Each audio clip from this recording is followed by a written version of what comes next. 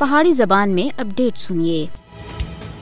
بانی پاکستان قائد اعظم محمد علی جناح دا آج 147واں یوم پیدائش پورے پاکستان وچ منایا جا رہا ہے۔ پاکستان بھر وچ اج عام تعطیل ہے۔ کراچی وچ مزار قائد دے اوتے گارڈز دی تبدیلی دی پروکار تقریب بھی منعقد ہوئی۔ قائد اعظم محمد علی جناح اور مقبوضہ جموں کشمیر کو پاکستان دی شاہراہ قرار دیتا سا۔ انہوں نے مقبوضہ جموں کشمیر دے کافی سارے دورے کیتے اور اس گل دی غمازی ہے کہ انہاں دی مسئلہ کشمیر اور کشمیریاں دے نال ڈونگی محبت آسی جس کا وہ کئی بار اظہار کر چکے ہیں۔ قائد اعظم محمد علی جناح مقبوضہ جموں کشمیر کو بھارتی تسلط تے آزاد کرانے دے واسطے بھرپور کوشش کیتی ہے۔ بانی پاکستان دی کشمیری عوام دے نال غیر متزلزل وابستگی سی۔ قائد اعظم محمد علی جناح اور مقبوضہ جموں کشمیر دی آزادی دے واسطے کسی بھی حد تک جانے دے واسطے پرعزم سے۔ قائد اعظم محمد علی جناح پاکستان دی آزادی تو پہلا بھی کشمیری عوام دے کاز دی بھرپور حمایت کیتی سی۔ انہاں کو سخت خواہش سی کہ کشمیری مسلمانوں کو انصاف ملے۔ قائد اعظم کہ صحیح آخیا سا کہ مسلمانوں کو بر صغیر وچ اپنے مستقبل کو محفوظ بنانے دے واسطے ایک نئی ریاستی ضرورت ہے تاکہ وہ مذہبی، سیاسی، سماجی، معاشی اور معاشرتی طور دے اوتے بھی آزاد رہ سکن۔ 5 اگست 2019 وچ آرٹیکل 370 دی منسوخی سوں پھر ایک بار اس گل کو ثابت کیتا ہے کہ بر صغیر وچ مسلمانوں کو ایک نئی ریاست دی ضرورت سی۔ کشمیری عوام